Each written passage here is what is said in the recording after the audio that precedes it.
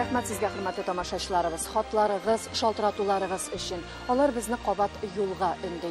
Бүген дә темабыз Суслонгер. Инде белгәнегезчә, Бөек Ватан сугышы елларында нәкъ менә Марый иленең Суслонгер бистәсендә хәрби хезмәткә әзерлек өчен, телне өйрәтер өчен солдатларны җыйганнар. Әмма ул халык күңелендә, йөрәгендә фаҗига газап булып истә калган. Бүген без Татарстан Республикасы Кукмара районы Ядегәр авылында. Кукмара районы Вахит авылыннан Мөтигуллин Идиятулла әнә шул Суслонгерда яфаш иткән инде. Ашка тилмергән, сеңнесе Афирапай 2 мәртәбә икешәр капчык сохары әзерләп апарган. Шул Суслонгерның капкасыннан керүгә алып бетергәннәр.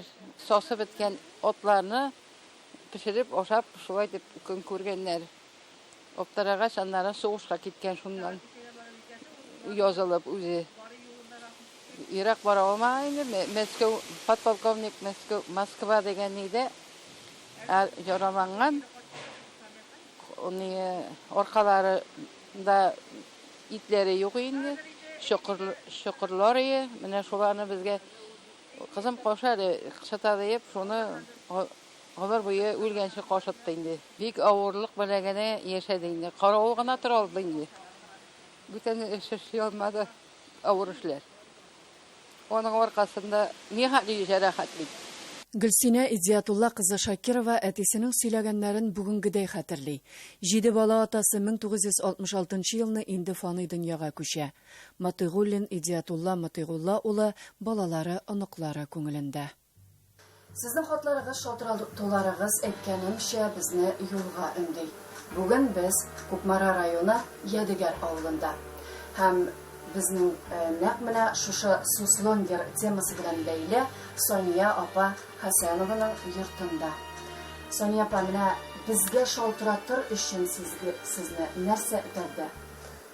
Сезгә шалтыратыр өчен миңа менә шушы сугыш елларында Суслонгердагы булган хәлләр, менә шулар йөрәктә калган яралар тыңлык бирмәде.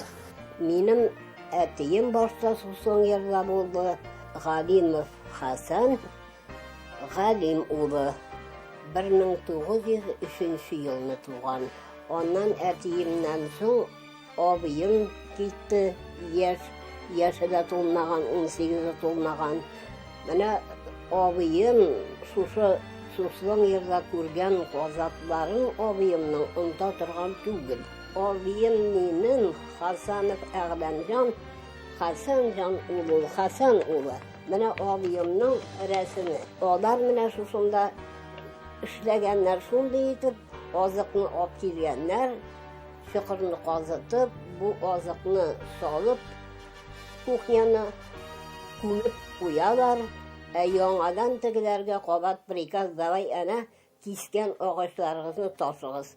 Менә шуны җилкәгә салып, 2 солдат, берсенең әйтик алда, берсе артта, теге яктагы булган бүрәнәне тагын күчерәләр. Шул кадәр интеккәннәр ачлыкка. Бер минем абыем гына түгел, Шурадан да монда берәү кайтты. Килеп алып киттеләр ул Шураныкын. Бу 43 елның 13 ноябрендә киткән абыем. Абыем инде 44 елның нидә булды? Җәендә ул фронтта булды. Димәк, ул сугышка китә алган. Китә алды ул. Ул сугыштан хатларны язды. 3 мәртәбә әни диде, 2 мәртәбә наступлениягә кирдем, исән чыктым. Ну 3-нчесендә чыгармын дип шандыра алмыйм әни. Безгә инде аның менә батырларча һәлак булды дип, моның извещениесе килде. Кара кәгазь абыем үлгәннән соң. Абыем 44-тә үлде. Ул Суслонгердан китеп, аннан кутылып, аннан сугышып, үзенең менә вазифасын үтәп, абыем шулай итеп китте. Сандугачлар килде, аккош кайтты.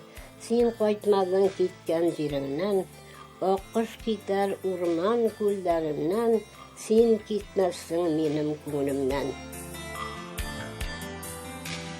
Лейсана Сыдырыдзинова, Татарлар, Ядыгар ауылы, Кукмара районы.